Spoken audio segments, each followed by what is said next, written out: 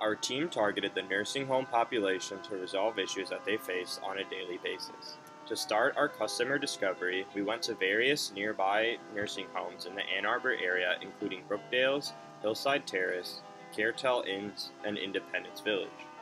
Prior to our interviews, our initial hypothesis was that they likely suffer from boredom as their primary problem.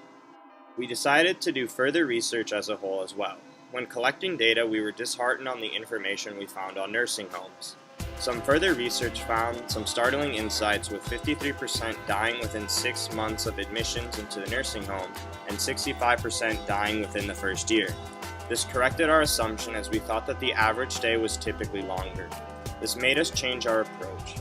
When we entered the homes, we noticed that residents would typically sit out in the living room areas and either communicate with each other or the employees, but once conversation died down or when the employees left, they would simply sit there.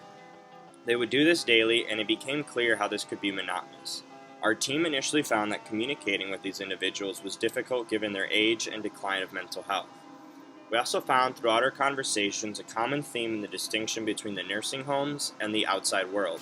It was almost as if there was two different realities to them. We also noticed a correlation with the declining mental health of the individual and their overall happiness within the home. This led us to reframing our problem. Following the 10 interviews we conducted, we defined our problem as the following. How do we resolve the issue of loneliness that residents face daily and leads to a decline in mental health that is typically associated with a lack of stimulating activity? To measure our success, the metric we used was engaged versus disengaged time. Engaged time was time spent on doing something meaningful and enjoyable to them, while disengaged was time that wasn't necessarily memorable to them. After the interview phase, we decided on implementing our solution by first teaching residents on a one-on-one basis through our initial trials and doing test runs. This way we can personalize the approach to be more hands-on before scaling up to larger class sizes. We found that it was difficult to relay instructions to some while others responded well. From this, we needed to segment our audience further into responsive and unresponsive residents. This allows for tailoring the approach specific to the sub-segment that was being addressed. Even if they were less responsive, we still believe that they could be impacted by seeing images of their family and at least stimulating memories of loved ones. To capture these categories, we were more explicit in our communication in telling the workers that we'd like to speak with more responsive residents. This seemed to have worked, as we began to be directed to more responsive members that provide us with valuable feedback.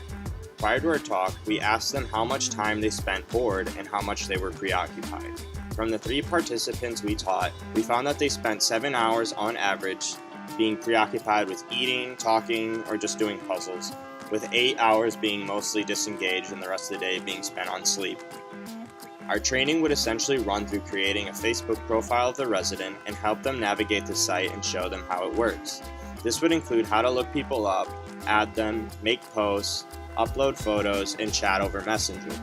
We found some success in this approach and found that engaged versus disengaged time shifted from 8 and 7, respectively. This slight improvement by an hour was nice, but it was spent on navigating the site and figuring out how it works.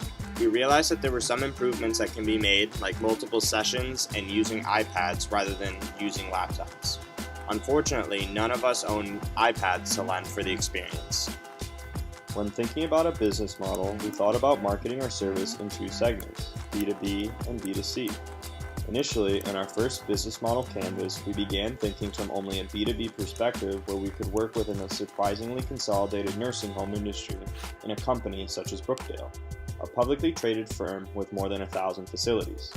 By licensing out this service within the existing commercial infrastructure, there is potential to spread the impact of seminar-based training with iPads.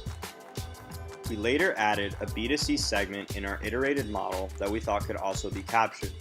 While families could always help their relatives with creating a Facebook, it might be helpful for more specialized care and instruction for those with declining mental health, as well as having someone help them navigate the profiles and photos of loved ones.